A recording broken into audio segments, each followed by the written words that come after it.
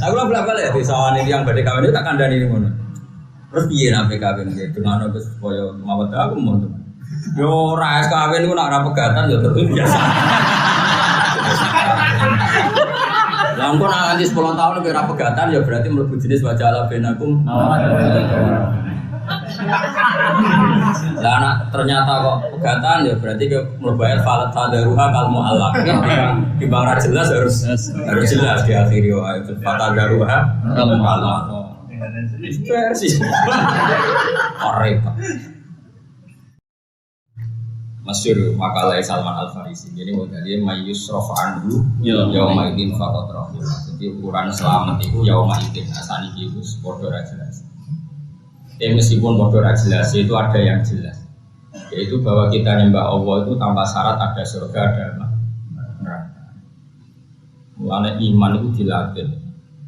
Biaya kita itu kadang sesat itu mergo terlalu nggawe ukuran swarga.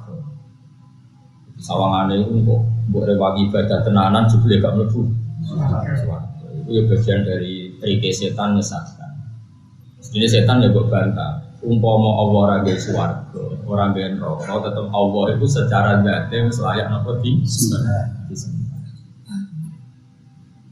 Makanya dulu orang-orang sufi itu bikin guyonan itu masyhur, guyonan orang sufi itu masyhur, kayak guyonan tersesat di jalan yang terang. Tersesat di jalan yang terang. Kayak tadi kita nyembah Allah karena mlebu swarga itu kan jalan yang terang. Tapi jalan yang terang ini mudah sekali dipatahkan oleh setan. Engko nang mbok rewangi ngono jebule gak mlebu swarga. Beda dengan orang yang sudah ilmu hakikat. Umpama Allah ora nggih swarga, tetap Allah adalah zat yang layak disembah. Masyhur dengan hadis qudsi ada orang soleh digojlok pangeran. Laulam akhluk jannatan wala nar. Alam akun ahlan an utoa. Jadi ada orang soleh yang rada geblek kan. Soleh dari geblek rada ngaji ditakoi. Kowe kena apa nyembah aku ben berswarga. Ora nyembah ketenangan kula wedi neraka. Insyaallah apa? Kalau saja saya tidak menciptakan surga dan neraka, apa saya tidak layak disembah? Nangis soleh. Tapi ya keliwat, no. Di lope itu serakat tulungan. Sehingga dengan teori saya ini yang baru saya katakan ini, kualitas makna Quran itu ya di situ itu. Nanti kalau cek di semua Quran mulai awal sampai akhir. Kualitas fattakuni dengan fattakun nar itu tentu tinggi fattakuni karena itu menunjukkan kamu punya akal. Fattakuni itu terusannya ya ulil albab. Kalau kamu punya akal ya fattakuni bukan fattakun nar. Karena justru fattakuni itu yang kualitas A karena kalau Allah nggak menciptakan surga dan neraka pun kita tetap nyembah. Ini disebut fattakuni ya ulil albab.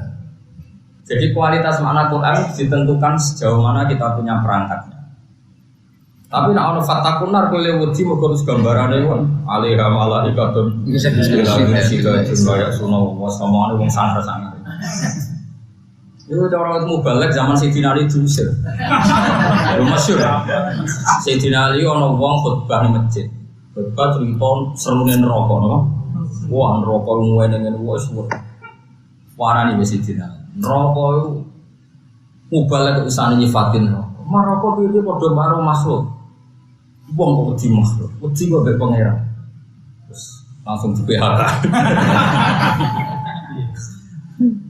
Karena tadi ya, sampean kalau baca Quran kayak saya, ayat fattaku wa fattakuni itu lebih banyak sebetulnya di Quran. Ada beberapa ayat yang kecil sekali, misalnya fattakun nar itu kecil sekali, jumlahnya tidak banyak, tetap banyak fattakuni, fattaku. Makanya kita misalnya bilang, kita 1 tambah 1 berapa? Kita pasti jawab 2. Itu entah dikasih hadiah tanda, tetap kita akan jawab 2. Karena itu objektivitas, satu kebenaran hakiki. Kalau 1 tambah 1 itu. Tapi kenapa untuk 1 tambah 1 kamu katakan 2 tanpa syarat dapat hadiah? Untuk nyembah Allah yang lebih hakiki daripada matematika itu kamu minta hadiah. Itu goblok model apa lagi? Makanya ikhlas itu dilatih bil ilmi. Makanya saya tuh tidak setuju ada orang bilang ikhlas itu susah. Itu tidak susah. Justru yang tidak ikhlas itu yang susah. Menurut saya ikhlas itu rasional. Kayak kula mulang sampean kudu ikhlas karena nak golek ganjaran Allah itu zat sing abadi. Sementara seneng meneng aku gak abadi. Lah cah bocah ra jelas ini dimani untuk apa? Seneng mbek aku jelas ra abadi. Beda pilihan presiden itu sebenarnya. Iman-iman rai ini guys.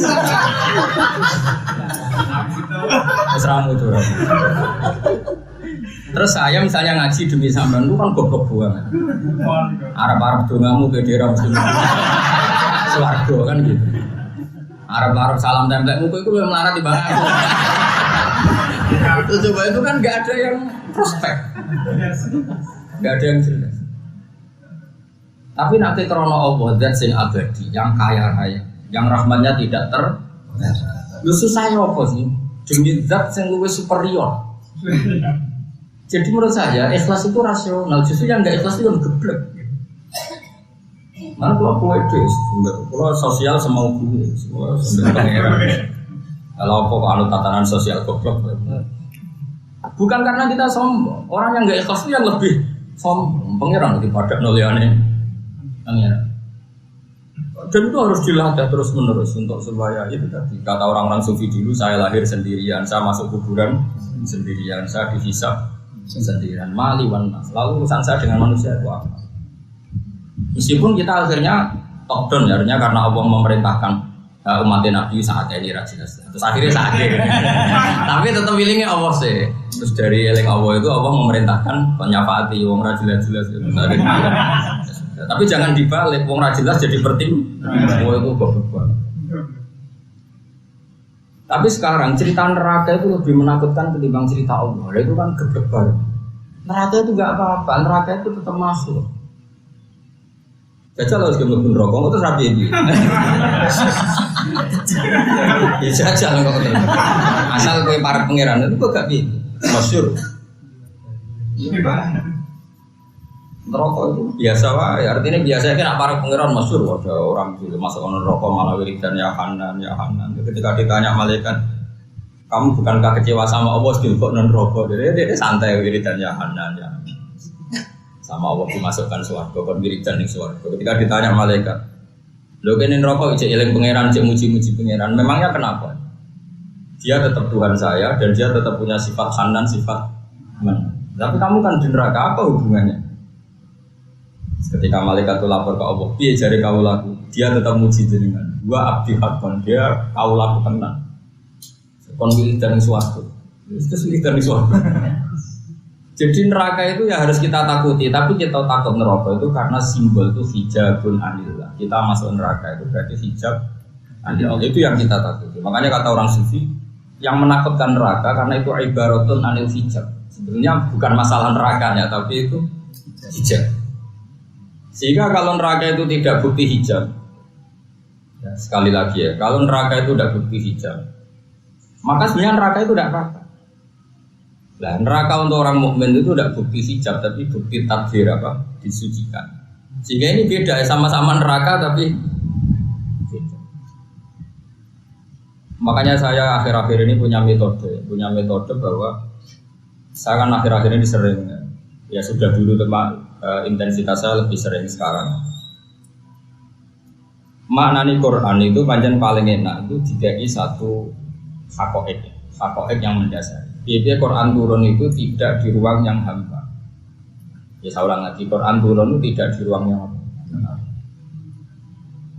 Sehingga lafaz-lafaz per Quran itu harus kamu jiwai per lafaz, bukan per kalimat atau apalagi per kalam, tapi per kata. Misalnya begini, saya beri contoh. Saya kan punya juga kitab-kitab tafsir modern, meskipun kadang saya tidak cocok, tapi ya saya suka. Misalnya begini, saya punya kitab Majmu'. Sekarang Majmu' itu kan Imam Nawawi sebenarnya ngarang kitab Majmu' itu udah khatam sampai bab zakat beberapa yang syarah yang badan. Tapi tetap semua kitab Majmu' yang beredar itu 27 jilid doang. Itu kan kalau nggak salah itu mulai juz 6 sampai berapa itu Imam Subki, terus juz berapa sampai 27 itu sudah komentator sekarang, termasuk orang-orang sekarang yang masih hidup. Ada beberapa profesor, doktor yang masih hidup. Orangnya ya ahli di bidang itu. Itu orang 10 yang ngarang. Itu koalisi, no. Ada yang ahli tafsir, ada yang ahli fikih, ada yang ahli macam-macam. Di antara mereka saya ada yang pernah ketemu. Itu begini cara berpikir kita. Kan itu perdebatan. Ya yang pertanyaan saya kemarin, saya ulang lagi. Ini karena maslahat. Kalau ada orang Islam mau belajar di Amerika atau di Jerman, itu kan mesti pikiran kita sebagai kiainya atau orang tuanya kan bisa iya supaya semua dunia Allah ada yang sujud dan ada yang berdakwah Islam di mana saja karena semua arduah semua arduah. Atau kita bilang jangan karena takut anak ini terkontaminasi iman pas-pasan aja tidak kok nih Jerman ya. Perkhilafan seperti ini itu nggak pernah selesai karena di Quran itu teori ikhtiyat atau kalau dalam bahasa fikih satu daroat ya supaya potensi buruk pun kita hindari dan tidak usah nunggu terjadi buruk tapi potensinya saja sudah dihindari. Ada yang mengatakan nggak apa-apa. Nah argumentasinya adalah wa in ahadum minal musyrikin nastajaroka fa'ajirhu hatta yasma'a kalam. Itu perdebatannya hatta itu goyah atau illah. Kalau goyah berarti begini, kalau goyah itu batas akhir ya atau target akhir. Berarti begini cara terjemahnya. Jika ada orang kafir yang berhubungan dengan kita entah karena dagang, entah karena materialistik, entah karena penelitian apa saja, sahkan saja, bolehkan saja. Ini awal itu dianggap awal dia yasma'a kalam Allah. Itu cara berpikir orang-orang mu'asirun ya kayak Ahmad bin Isa al-Muqsarawi. Beliau seorang dokter ahli qiraat, terus ada ya termasuk ada Yusuf Qaradawi banyak. Di situ ada sekitar 12 atau berapa. Saya ulang lagi ya. Kalau ulama-ulama konvensional dulu, ulama-ulama dulu cara berpikir kan gini. Kalau ada orang kafir yang mau tinggal di negara Islam, asal motivasinya belajar Islam, itu boleh, berarti hatta dianggap illatul hukmi. Ya, hatta dianggap. Jadi kalau nerjemah, jika ada salah satu dari orang kafir ingin belajar Islam hatta yasma'a kalam Allah, itu harus kamu jamin keamanannya. Ya, semua abdi gua mana. Nah. Tapi cara pikirannya orang sekarang enggak. Hatta itu hoya. Hoya itu artinya orang kafir siapa saja yang kenal kita atas nama apa saja. Saya ulang lagi ya. Orang kafir siapa saja yang kenal kita atas nama apa saja. Misalnya Anda kerja di Boeing atau di Airbus apa saja. Itu enggak apa-apa. Tapi kamu sebagai muslim punya target. Inti awal kenal kamu adalah awal dia yasma'a kalam Allah. Jadi awal motivasi pertemanan apa saja, sistem sosial apa saja, sementing semuanya itu demi yasma'a kalam Allah. Sehingga ketika saya ditanya, seorang profesor pernah tanya saya, Pak, kalau suatu saat Indonesia modern, kemudian ada sekolah perbandingan agama, menurut Anda gimana? Misalnya di Amerika, di Kanada ada McGill, sekolah perbandingan agama. Saya pernah bilang, kalau sudah ditakdir ya nggak apa-apa, asal yang dibandingkan agamanya, jangan orangnya. Saya bilang gitu. Kalau orangnya ya lonte Indonesia ya Muslim, copetnya ya Muslim, koruptornya ya Muslim, penjahatnya ya Muslim. Yang miskin juga Muslim kalau orangnya loh. Tapi kalau Islamnya kan tetap mengharamkan zina, mengharamkan maling, mengharamkan prostitusi. Jadi kalau yang dibandingkan Islamnya monggo asal jangan orangnya. Ya coba anak nuruti orangnya, kadang dia ini masuk proposal. Karena per kepala dihitung terus. Ya dihitung lah kalau pas ada survei nilai santrinya orang itu ya kalau orangnya ya kasus ya. Ya banyak yang ngaji dari istri ya banyak. Lho kayak nilai mobil itu ora pantes, tapi alasannya juga ngaji kan pantes. Lha iku ngaji apa modus misalnya.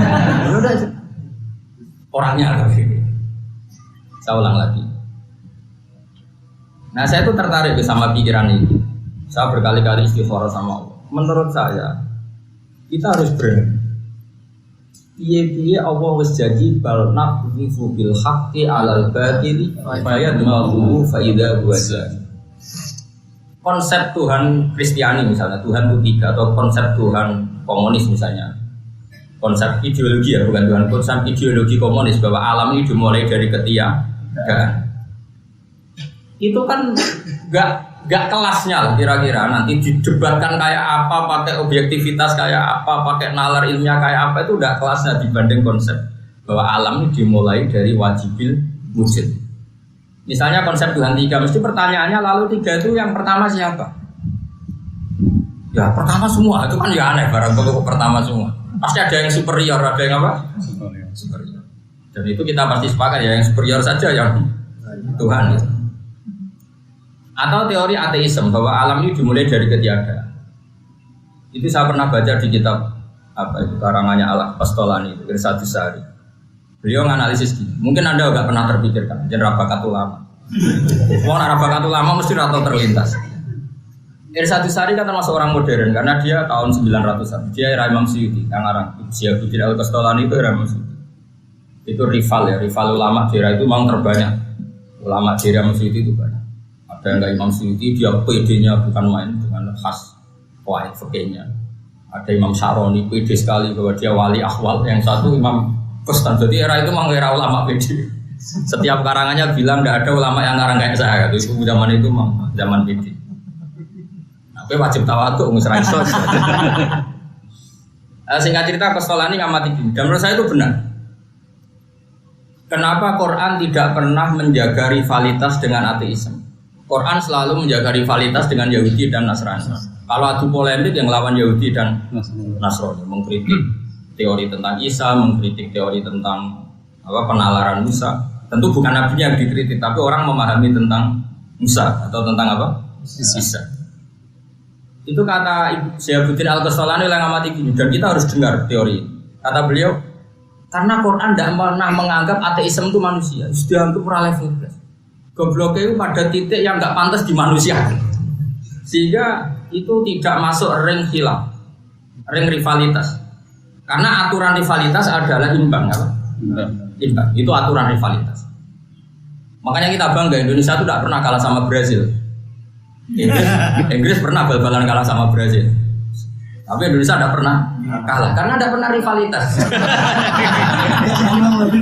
Karena nggak pernah didu gitu. Kenapa nggak pernah didu? Karena tidak pernah rivalitas, kan nggak imbang. Jadi kan nggak mungkin misalnya rektor Al Azhar terus dibanding kan nggak mungkin kan nggak rival. Nah, kenapa ada rival? Karena tadi akalnya orang seluruh dunia pasti sepakat yang namanya barang maujud itu diciptakan oleh super maujud yang oleh kita disebut wajibil wujud. Lah ini ndak alam raya yang wujud disebabkan oleh sesuatu yang tidak wujud. Hasil barang rawono itu layu asiru sayan. Ini kan berarti jadi pepatah.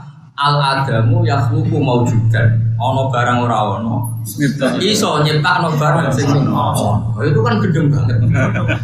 Sehingga Islam tidak perlu repot-repot menjaga rivalitas dengan ateis atau nihilisme. Karena ini cara wong waras wis oh iya koyo wis kan iki lucu kan wong waras kok debat kok. Kira tau mikir terus. Sehingga yang jadi rivalnya Quran adalah yang jenis wala in sa'altahum man khalaqas samawati wal arda la yaquluna. Debatnya Islam adalah sama orang-orang ketika ditanya man khalaqas samawati wal arda yang masih jawab la yaquluna. Meskipun nanti mereka menambahkan. Misalnya yang Kristen kan nambah Isa dan Roh Kudus, misalnya nanti yang musyrik Mekah nambahkan Lata, Uzza, Hubal dan sebagainya. Tapi tetap menjawab la yaquluna. Nah, kenapa ateisme tidak masuk rivalitas dalam Islam? Karena tadi usulnya radikal itu terlalu. Dalam aturan rivalitas perdebatan itu kan tentu butuh apa? Level. Nah, terus pertanyaan saya lagi, kalau memang Islam itu sudah kita yakini hak dan ciri hak adalah berdiri sendiri, maka Anda tidak usah khawatir kalau misalnya Quran dikaji di Kristologi di Vatikan atau Quran dikaji di ilmu perbandingan agama di Meksiko, kamu tidak usah khawatir.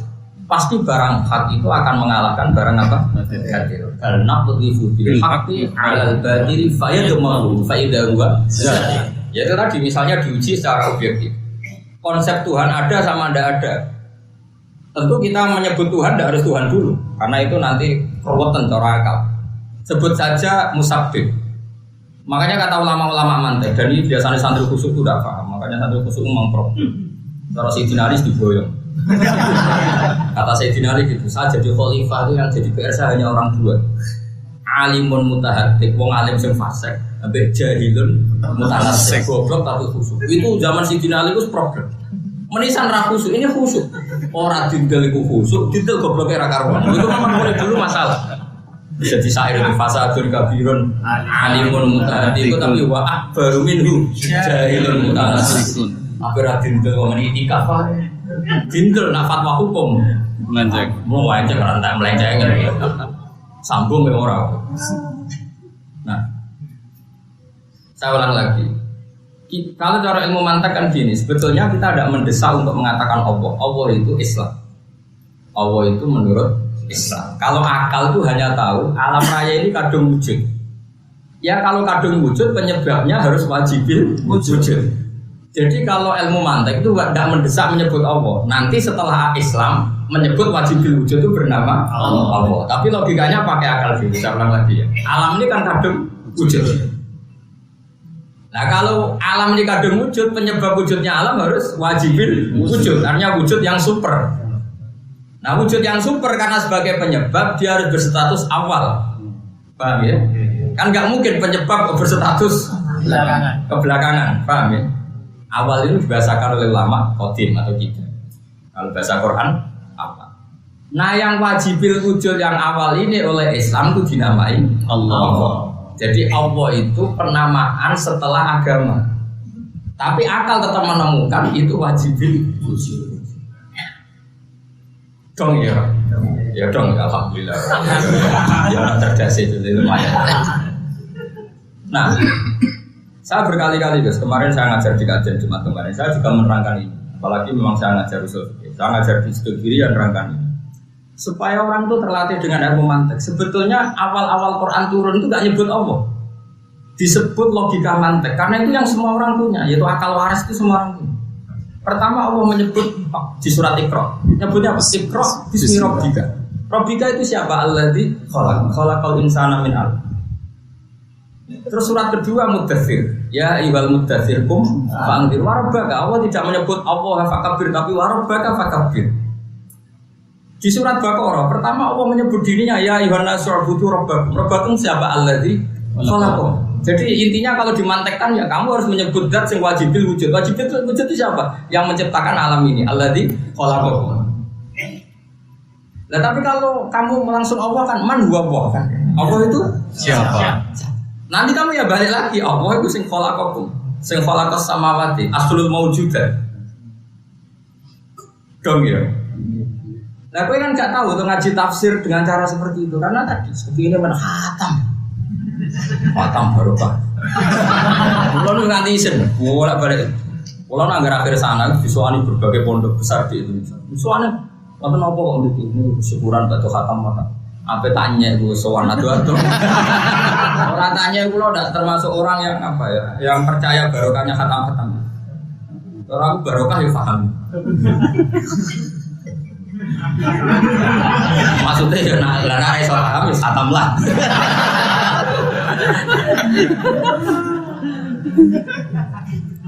Karena tadi saya pernah cerita di sini dan itu banyak, cuma saya ambil contoh satu, Jubair bin Mut'im bin Adi juga banyak lah. Coba saya beri contoh satu. Mut'im bin Adi itu pemikir berat. Gak ada orang kalau orang Arab bilang itu dahiyatul Arab. Dahiyah itu orang yang cerdasnya melewati batas. Itu orang Arab bilang dahiyatul Arab. Orang Arab yang bahasa Arabnya lucu. Bahasa Arabnya aneh. Nah, kalau kita tidak terbiasa Pak. Makanya harus baca Quran sebanyak-banyaknya, baca hadis. Nanti kamu akan diterbir bakat. Gak bakat dukun ya. Ya Quran nasibnya kan situ. Kalau sing gak bakat alim mesti waqiah, mari rezeki. Surat Torat, mari wong cepet mati mesti. Jadi nasibnya Quran di depan orang-orang ndak alim itu sudah kayak jima. Orang mati-mati swacapno. Lah ya mati tenan. Ya kok ya ora mikir, dia itu qatil ndak dalam Sengaja atau enggak? Iya, kalau bisa saja itu dalam status fikih dia qatil, pembunuh. Wah itu kan iya warisnya masuk. Gak contoh warisan juga. Saya ulang lagi ya. Ketika dia mau bernegosiasi tentang Asra Badr, masyhur itu riwayat. Bernegosiasi tentang Asra Badr, nginep ya. Karena Mekah Madinah memang pas nginep itu adalah Nabi baca surat Waktu wa kitabim mastur sampai terus amfuliku min ghairi syai'in amhumul khaliqun am khalaqus samawati wal ardi. Kalau kalian merasa Allah itu tidak Tuhan, nggak apa-apa kata Allah. Tapi kamu harus punya rumus bahwa alam raya ini diciptakan tanpa sebab. Amkhuliku min ghairi syai'in. Nggak apa-apa alam raya ini Tuhannya nggak Allah, nggak apa-apa. Tapi kamu harus punya rumus bahwa alam ini dimulai tanpa sebab. Dan mana ayo goblok bareng darahnya alam ini tanpa sebab. Atau ya tetap butuh sebab dan sebabnya itu kamu. Amhumul khaliqun. Ya sudah kamu saja menciptakan langit bumi. Am khalaqus samawati wal ardo, atau ya mereka Tuhan kamu itu yang menciptakan langit dan bumi. Kamu pun tidak mau bala yukinun, kamu pun tidak pernah yakin. Itu Mut'im bin Adi secara tidak sadar di situ dia langsung Nabi masih imam itu marah. Ya Muhammad, matarab tali aklina saya. Akalku bentar ya Muhammad. Karena Quran itu fair artinya kata Allah, nggak apa-apa saya ada Tuhan, tapi tunjukkan Tuhan lain yang menciptakan langit dan bumi. Atau kita goblok bareng bahwa alam ini tanpa sebab. Jadi Mut'im bin Adi, entah akal terus Islam lewat Islam. Tapi masalahnya ayat-ayat seperti itu udah terkenal gara-gara salah mubalek. Ayat-ayat seperti itu nggak terkenal karena tadi mubalek kalau mati tetap perlu nafsu. Kalau orang kawin suamin ayat ini. Aku cilik nganti tua, itu yo mau tolong ayat. Angger wong mati perlu nafsu, wong kawin wamin ayat. Apa nak bisa? Wong kaji yo walillahi ala nasi jibril. Wes nggak ada kemajuan. Sangune bodoh, jadi gak perlu mikir. Nah sehingga kecerdasan Quran seperti itu nyaris kita tidak dengar. Kalau ada orang alim yang ngajar itu pasti kamu tidak dengar. Padahal Quran itu paling fair kalau berdebat itu fair. Coba di awal juz 26 kalau nggak salah. Awal juz berapa? Qul ara'aytum ma tad'una min dunillah. Allah itu fair. Tunjukkan yang kamu sembah itu siapa. Kata Allah enggak apa-apa. Yang kamu sembah siapa? Tunjukkan ara'aytum ma tad'una min dunillah. Siapa sih yang kamu sembah? Tunjukkan ke saya kata Allah. Aruni madza khalaqu minal ardi am lahum syirkun. Tunjukkan prestasinya apa coba? Apa ikut bikin langit dan bumi? Atau misalnya orang gawe urun kata Allah. Am lahum syirkun. Terus urun semen sitok, enggak usah gawe urun. Yang tak hatine wong kafir. Coba mereka misalnya mensejarahkan Yesus lahirnya di bumi. Lah kok enak lahirnya di bumi, kok cucu mengerani bumi, wong dhisik bumi nih. Lah cara aku di bumi kok enak, tua aku dia mengerani kan. Wah itu kayak apa vernya Quran? Tapi lagi-lagi ayat kayak ini tidak populer. Siapa sih ngapal ayat ini? Hafid ya gue sih mantok. Yang nggak hafid nggak hafal coba. Padahal ayat itu jelas. Qul ara'aytum ma tad'una min dunillah. Aruni itu tunjukkan ke saya kata Allah. Madza khalaqu minal ardi am lahum syirkun. Terus kalau mereka mengklaim punya kitab samawi, punya kitab yang sakral samawi, kata Allah itu nih di kitabin min qabli hada. Enggak apa-apa, kamu tunjukkan apa ada kitab yang seorisinil Quran. Kalau kamu Quran tidak percaya asaratim min ilmin atau bukti ilmiah bahwa alam raya ini tanpa sebab. Wah itu kan enggak mungkin. Makanya kata Mut'im bin Adi, sudah Muhammad matarok tali aku ignasya. Sudah akalku sentek. Islam. Jadi dulu itu orang itu bisa Islam karena bacaan Quran. Sekarang enggak bisa. Mubaleknya ya foto klise apa, copy paste foto klise. Iku wis dadak terus gini itu ulang-ulang. Coba kamu ada orang kafir mesti dalilis wa min ayati anfalakum min anfusum sama ngira apalah sanggeng. Cara aku kiai ini malah dalil atolaku marotan. Kurang ajar. Ya dong yo kawin itu potensine loro. Nak ra terus yo pegangan. Mulai cara aku kayak ini, ben jelas oh. Di Bang Amen film nom baca Allah ben aku mawat datang. Orang anti suwe udah pegatan. Sawan ya sunisan diomongno. Ya Quran itu kan fair. Memang orang kawin kan potensinya dua. Apa? Atau laku fa'imsakum bima'ruf atau nasrikum bisa. Dong potensinya kawin loro. Nak terus ya terus sing apik. Algasan yang pegatan sing apik. Dan itu menurut saya matematik. Jadi potensinya itu tok. Tak usah di subyo-subyo ya sudah seperti itu.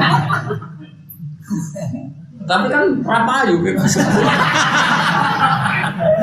Aku lah belak-belak ya di sawan ini yang badai kawin itu tak kandani ini mana. Terus piye nabe kawin gitu. Dengan aku supaya mawat aku mau.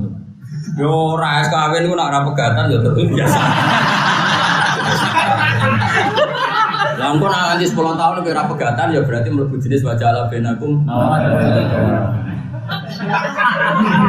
Lah anak ternyata kok pegatan ya berarti ke mlebu ayat falat tadaruha kal muallaq. Di bang ra jelas harus jelas di akhir ayat falat tadaruha kal muallaq. Versi. Repot. Saya itu sering nangisi Quran di situ. Sekarang itu orang itu kelirunya nafsirkan Quran itu. Dia tidak punya background. Kalau punya background itu perlafaz itu punya kualitas A. Misalnya tadi ya saya kayak tadi misalnya per 1000 orang itu kan yang masuk surga 1. Berarti kan 1 banding 999. Nah terus ya sekarang usah miris susah. Biasa lah. Mulai biasa. Usah miris biasa. Nah itu hadis sahih loh, orang hadis abal-abal itu hadis. Tapi untungnya kan ada sahabat tanya, lalu berarti kita sedikit sekali ya Rasulullah yang masuk surga. Kata Nabi, fa'ina laka min Ya'jud wa Ma'jud. Ternyata yang dihitung itu orang santri Jalalain, tapi Ya'jud Ma'jud makhluk yang jumlahnya miliaran itu enggak. Itu sehingga potensi kita persennya terus tingkat. Ternyata kita mau dibandingin Ya'jud Ma'jud. Kan nggak mungkin kita dibandingin Abdul Qadir Jilani dibandingin bandingannya Ya'jud. Jadi kompetitor kita ringan lah. Nah, singkat cerita itu pernah ketika seseorang masuk surga kata Rasulullah kan, kamu ini surga kamu kata Allah. Misalnya 1 kilo persegi. Karena yang punya tempat ini gak jadi masuk surga, berarti 999 itu ya milik kamu. Beda dengan neraka. Jadi sebenarnya Allah bikin manusia itu asumsinya semuanya itu masuk surga. Ini alamat asli manusia itu kan surga. Karena Nabi Adam sebenarnya makanya masuk surga harusnya lebih gampang karena alamatnya itu jelas. Sudah gitu saking baiknya Allah itu kunci surga itu kita dikasih bocorannya. Miftahul Jannah itu. Orang yang dekat Allah pasti baca hadis itu nangis. Saya baca hadis itu nangis. Apiye pangeran. Umumnya kunci itu kan disembunyikan. Ini kuncinya dikasih tahu. Miftahul Jannah. Sementara kunci neraka kita tidak tahu. Harusnya tidak masuk dong. Kita kan tidak tahu kunci. Oh neraka kuncinya kok mlebu piye gitu. Lho kira tau ora rasane para pangeran. Kuwi malah tak wadake dadi paham. Wong ora ono kuncine kok aneh.